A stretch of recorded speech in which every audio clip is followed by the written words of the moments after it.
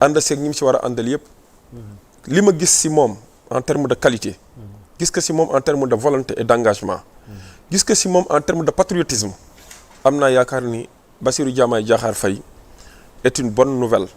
pour la démocratie, est une bonne nouvelle pour la transparence, est une bonne nouvelle pour la gestion des ressources publiques. Bassirou Diomaye Diakhar Faye est un atout. Man su ma ko waxee je le dis en toute responsabilité et sans faiblesse coupable parce que dama étudier nit ki ànd ak moom cheminer dans les moments les plus sombres et les moins évidents de l'existence de Pastef ma xool sérénité bi gëm yàlla gi xool tamit xam-xam bi nga xam ne jiital na ko waaye surtout il reste toujours inébranlable te loolu dafa baax si njiit koo xamante ni du dem ak passion du dem ak émotion mais day dem ak xel mu dal di recul ba pare di mettre en relief la concertation di prôner toujours la concertation ba tax na boo musaana ñëw si moom ni que ndiw nee na mu ne est-ce que duñ jëm di adossé wu ci loo xam ne parti bee ko wax te lu parti bi wax mooy bàyyiwul benn bànqaat ci parti bi ñu koy gërëmee yàlla sunu borom ba mu ñëwee à la tête de ce pays pour ces 5 années à venir et ma ngi koy ñaanal yàlla plein succès di ko ñaanal yàlla na ko yàlla teg loxo te xam naa dina ko teg loxo parce que boo ànd ak dëgg yàlla dina la teg loxo yàlla ñi ànd ak dëgg la àndal te li Pastef dund ba heure bi wane na ni dëgg rek mooy mujj dëgg rek a wóor waaw di massaw tamit ñi nga xam ni si biir combat bi yàlla jël na si seen bakken jaale seen i mbokk ñii yàlla teg leen ay nattu ci ay gaañu di leen massawu ñii ñu ñàkk si seen alal waaye li ñu bëggoon rek mooy tey mbir mi sotti te projet bi nga xam ne jox nañ ko Sénégalais yi ba ñu exprimer wu ni en termes de décision boobu projet yàlla na aboutir te bu aboutiree yàlla na nekk au grand bonheur de tous les Sénégalais. Amiin léegi pour ñëw si sa question. waaw c'est vrai du boobu sax la jël comme acte. kese. c'est vrai jël na un décret. Un décret ah. il est important de le signaler may nuyu sama vis-à-vis. sama soppee bopp comme ni mu ko tàmmee di wax c'est le sentiment est réciproque ah. c'est Cheikh Ousmane Touré waaw moom xam naa ni charge yee bari moo tax mais jàmbaar la ci mbir mi ni ma gërëmee kilifa laa lay gërëmee léegi Sénégalais yëpp luye nañ sa courage sa générosité intellectuelle ak partage de connaissance man nee naa ki ëpp alal ki gën a généreux mooy ki joxe xam-xam te yàlla may na la ko yaa ngi koy taxaw di la gërëm bu baax di la ndokkale ci koor gi di la féliciter tamit li am ci résultat yi maintenant pour ñëw si sa question par rapport au décret xam nga vous avez bien dit de rappeler le décret c'est important décret c'est important te boo nee décret mooy am na loi bu ko jiitu mooy la loi bi nga xam ne moo régir les forces armées waaw décret mooy ndogal boo xamante ni dafa jóge ci njiitum réew mi ñu kii di premier ministre contresigné ka loolu mooy décret maanaam président de la république moo mën a jël décret d'accord yàlla may na nag président de la république mën naa jël leneen lu décret président de la république mën naa jël initiative projet de loi d'accord maanaam jox ko assemblée mu kii ko loolu ci ay compétence am la mën na signer ce qu'on appelle des engagements internationaux te bu koy def du par décret engagement international traité la comme également dans le cadre de son cabinet il peut prendre des décisions par arrêté ñu bëri comprendre ñu loolu mais loolu lu mën a nekk la am na ay mesures yoo xam da koy jël dans le cadre du cabinet du président de la République qui concerne des actes créateurs de droit yoo xam par arrêté la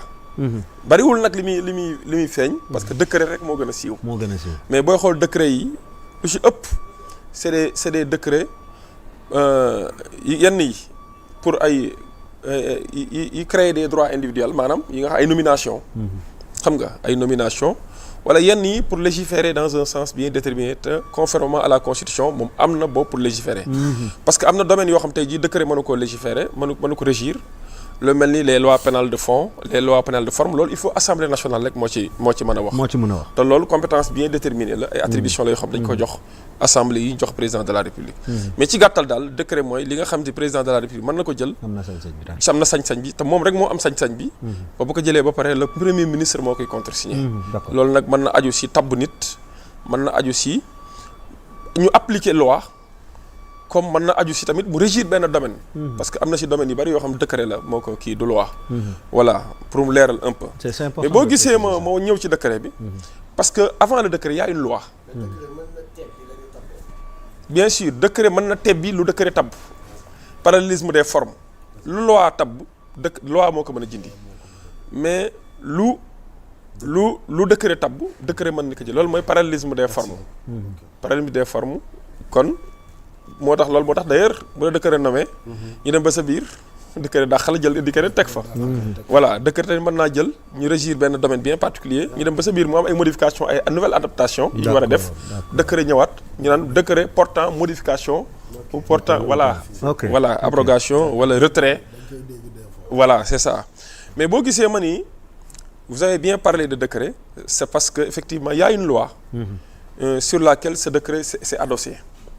et c'est une loi de 1984 c'est la loi 84-62 du 16 août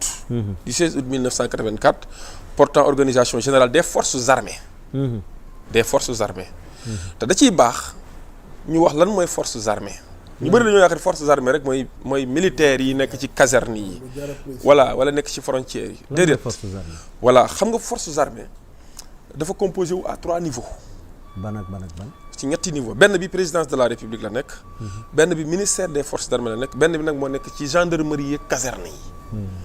loolu da ci am solo léegi boo ñëwee ci composition bi dañu les forces armées comprennent au niveau de la présidence de la république un état-major particulier une inspection générale des forces armées et une maison militaire yaakaar naa loolu yëpp sénégalais yi xam nañ ko ça c'est au niveau de la présidence de la république l'état-major particulier état-major particulier voilà la maison militaire mu ngi en face de la présidence de la république ak l'inspection des forces armées loolu dafa dépendre ci président de la république boo ñëwee si au niveau du ministère des forces armées dañ naan y a un état-major général des armées mooy li nga tuddee SEMGA bi ngay faral di dégg chef d'état-major xam nga y a le haut commandant de la gendarmerie nationale xam nga gendarmerie mu ngi ci biir force armée le haut commandant voilà mooy haut commandant et directeur de la justice militaire xoolal dañu le haut commandant et directeur de la justice militaire te loolu bu ñëwee ci mission yi les 3 missions bu gendarmerie di ngeen xam ni effectivement les gendarmes sont des militaires à part entière et au niveau toujours des forces armées il y a des organismes benn bi mooy direction le haut commandant une direction de la justice militaire une direction des services et des organes d'inspection d'étude d'information et de contrôle mooy yi ngay faral di gis ci communication gendarmerie ak yooyu beneen bi mooy 3e niveau bi mooy c'est au niveau des armées et de la gendarmerie nationale mooy 3e niveau bi nga xam da nga ciy retrouver gendarmerie en tant que entité des forces armées pour dire que la gendarmerie est un corps militaire raison pour laquelle d'ailleurs loolu moo tax ñu jox ko compétence su directeur de la justice militaire léegi nag d'ailleurs pour ñëw ci compétence yi foofu nag contrairement aux forces armées yi nga xam ne c'est des militaires purement et simplement gendarmerie dafa am ce qu'on appelle une compétence administrative comme ni ko police amee maanaam en matière de maintien de l'ordre da ngay gis ni des fois concurremment police da koy exercer ak gendarmerie gendarmerie contrairement également à l'armée dafa am ce qu'on appelle une compétence de police judiciaire mooy gendarmerie li police di def comme DIC di ko def section de recherche di ko def maanaam les enquêtes judiciaires dañuy poser ay OPJ lañ foofu bu ñuy def ak mission yooyu ay OPJ la ñuy nekk d'accord moo tax ñu lay defal PV di la déférer moo tax tamit ñuy nekk sous la subordination du procureur de la République qui est le directeur de la police judiciaire moo tax ñoom ñu koy rendre compte mu leen def leen lii garder leen à vue bu leen garder à vue d'accord loolu mooy justice mooy compétence police judiciaire voilà mu amal beneen compétence boo xam ne nag c'est une compétence militaire mooy la police militaire moo tax ñu ne la gendarmerie mooy assurer la police militaire léegi boo ñëwee ci décret bi tu as comme l'impression que dafa jël gendarmerie reverser ko armée alors que c'est une porte qui est déjà grandement ouverte xam nga la gendarmerie était dans l'armée peut-être nag c'est une façon d'organiser de réharmoniser certaines règles en soi c'est bien de rappeler mais pour man mënoon nañoo xaar parce que je ne peux pas comprendre un moment où on nous parle d'une véritable alternance wala d'une véritable alternative ñu ni à quelques heures ou à quelques jours de la passation de service l'exécutif pose des actes de gouvernement mënoon nañu yekk ne serait-ce que par élégance rek parce que dama jàpp ni Macky Sall est toujours dans la légalité son mandat doit terminer le 2 il est toujours dans la donc il est compétent pour le faire légalement am na sañ-sañ bi am na compétence bi gis ngeen ni sax ne conseil des ministres bi passé am na ñu ma nommé waaw si ñoo xamante ni ay nomination pour remplacer gis nga ni tamit ne y a quelques mois ou un mois et quelques jours def na fi benn remaniement gouvernemental dàq ay ministre indiwaat ministre c'est vrai que la continuité de l'État doit toujours être assurée mais dama gis par élégance républicaine mënoon nañoo bàyyi comme sénégalais yi fal nañ moom page am jeex na ayam jeex na mënoon nañoo xaar rek pour ne pas ñu indi jiixi jaaxa encore la ñu delloo ko ci askan wi pour ñu ne pas ñu indi jiixi jaaxa si xelu askan bi naan le pourquoi est-ce qu'il y a pas quelque chose qui est derrière c'est ça la question voilà xam nga yooyu yëpp mënoon na ñàkk si kaw ñu bàyyi woon ki nga xam ni mooy Bassirou Diomaye Diakhar Faye bi sénégalais yi tànn pour 5 ans mu doxal te yaakaar naa Bassirou Diomaye Diakhar Faye ak képp ko mën a àndal wane nañ bëgg Sénégal ci côté boobu lu mu fi fekk luñ jàpp ni defar la xaj na bu ñëwee bu ci dugalee loxoom dina gën a defaru dina gën a rafet te boo gisee loolu te ma wax ko mooy gis nañ fi yeneen nomination yoo xam concerné wul la gendarmerie ni l'armée l'organisation des forces armées mais si biir justice xam nga à quelques jours ngay jël pôle financier yaakaar naa l'avènement du pôle judiciaire financier moo entériné la mort de la CREI nga xaar ba nit ki di dem nga tegal ko appareil bu fonctionnel en soi ce n'est pas mauvais parce que booy xool lépp lu ñu ŋàññoon ci biir CREI booy xool rectifier nañ ko ci buur pôle judiciaire financier bi booy xooloo ma ndax lire ngeen loi bi am déet mais yi si bëri ay droit au recours li ñu renversé woon la présomption d'innocence yow mi ñu accusé yow yaay prouvé mais ki la accusé de prouver xam nga ni ci pôle judiciaire bi yooyu yëpp corrigé woon nañ ko loolu foofu li ma ci ñaawlu rek mooy le pourquoi ñuy xaar bay dem doog kaa def alors que mënoon nañu ko defal seen bopp ñu appliquer ko ñu fexe ba évaluer ko avant ñuy dem ñu évaluer leen ñu évaluer leen maanaam comme ni ñu évaluer woon CREI yi parce que da ci baaxoon tamit Sénégalais xool lañ ñu tegal ci instrument pour jëmmal réew mi boobu instrument est-ce que dox na wala doxul mais booy dem nga tegal ñu ko léegi ki war a ñëw taxaw pour jël le temps d'évaluer xool ndax marché na wala marché alors que moom bu ñëwoon xam ne peut-être ni mu gisee gën na mucc ayib na nga gisee foofu laay wax ni bon question d'élégance républicaine la woon rek pour ñu bañ a dugg ci considération mais li ci am solo ba am ci solo mais dara kii wu ci quoi non xam nga loolu moo tax il faut ñu évaluer ko ba pare xam nga li ci am solo on ne peut pas aller trop vite en besogne parce que tamit équipe biy dem ak équipe buy bees xam nga li seen différence yi seen yéene seen yéene mooy seen différence parce que yéene moo tax ku bees ñëw peuple bi am yaakaar ci moom yéene boobu nag yaa ngi ko teg ci programme ñun ñu indi projet yéene boobu nag nañ ñu may ñu dérouler ko tout à fait te ñëpp xam nañ ni yéene bi dafa ànd ak ay réformes tout à fait yu bari en profondeur au plan institutionnel gis nga ci mécanisme d'affaires yi gis nañ ko ci yooyu yi ci bëri ak mode de gouvernance yi ak question de liberté yi publique yi nga xam ne ay conquête la président bu fi ñëw nag am na loo ci def ci jéego comme am na loo ci def tamit ci recul ñun ñu gis ne tamit mayoon ñu yeggali te dina incha allah dara terewuñoo mottali suñu yéene comme ni ko benn candidat doon waxee dara terewuñoo incha parce que li ci am solo rek mooy am la confiance du peuple sénégalais te yaakaar naa élection au-delà du scrutin en tant que tel fu dañoo wane ni lépp peuple bee ko moom doole ji moom sañ-sañ bi ku fi signé décret peuple bee la ko jox kon peuple bee moom lépp kon élection bu ñëwee laaju kilifa bi dogguma la sax nga baal ma fi mu ñuy kii mooy ñu bëri dañuy njortu ne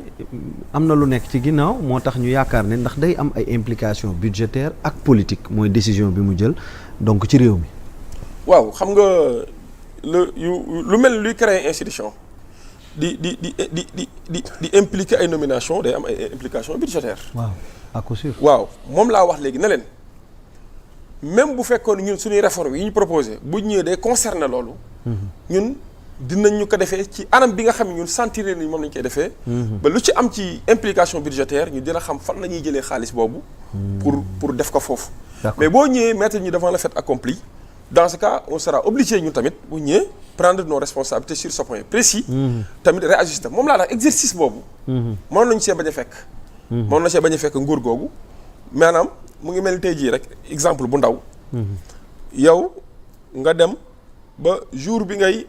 fégal nga ndugg ki war a aye suba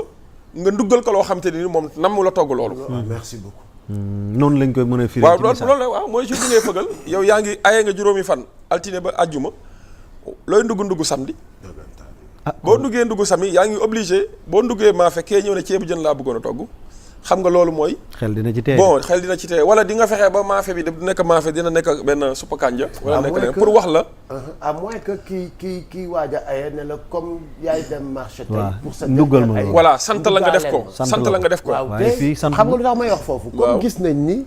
am na benn rencontre à préalable visite avant. est-ce que tamit Macky avisé wul Bassirou mu jox ko ci kiiwam. waaw xam nga loolu nag du ma si mën a sori. voilà parce que xam nga rek par respect ne serait-ce que. waaw non dëgg sénégalais. Ouais. par respect à Bassirou Diomaye Faye parce que nekkul loo xam dañu ko rendre public. Ouais. lu ñu waxante. te yaakaar naa jamono ji lu ñu mën a waxante en tant que deux chefs d'État sortant et entrant. waruñu ko mën a rendre waruñu ko mën a génn gum. tout à fait loolu moo tax mais nit ñi tamit ñëw moom seen xel. waaw ñaari kilifa bu ñu gisantee si loo xam ne réew mi moo leen ñor moo leen boole dinañ ñàkk dinañ fa wax luñ fa wax leneen lu dul li soxal réew mi. parce que c'est ta moo réponse tax Sénégalais bari laajte nañ ci ne est-ce que nekkul dañoo waxante loolu mais loolu yëpp ay interrogation la ay commentaires. c'est ta réponse qui m'a permis de positiver un peu les pensées. waaw loolu yëpp mooy tax Juste loolu quoi. yëpp liberté la waaw commentaire la ñu si bëri même dans le peuple parce sénégalais. que ni nga tonto c'est tellement pédagogique et c'est tellement truc maandu la quoi tontu maandu nga tontu. voilà donc voilà ma yokku ca la. tout à fait voilà jërëjëf parce que tamit loolu day wane ni nit ñëpp ñoo moom seen xel tamit. mën nañ ci xalaat ñu xool bu ñu demee nag ba xam lan moo nekkoon ak la ñu waxante te yaakaar naa yu mel noonu duy faral di génn mais li si am solo mooy bu ñu joxante leen ngee am. kii waxoon na yéeneem ba muy dugg ba muy génne wax na fi mu yem xañ na sax waxu ko mais ñun dinañ wax ni fii la yem ñun suñu yéene ñu wax ko ñu xool lan la ñuy sumb maanaam bu ñu jëlee suñu ay. te am nañu yaakaar ne incha allahu rabbi lépp lu ñu fi def bu fekkee lu baax la. lu baax moom kenn du ko xajamal. mais bu fekkee lu ñu war a améliorer dinañ ko améliorer waaye rawatina nag bu fekkee lu bees tax lu ñu war a indi la nag. d'accord foofu nag ne li ñu jaay peuple sénégalais bi ba ñu indi ñu foofu lay amee solo. c'est important maître maa ngi ñëw ci yow tuuti ma bàyyi la nga souffler un peu en attendant Dieuwrine Ndiasse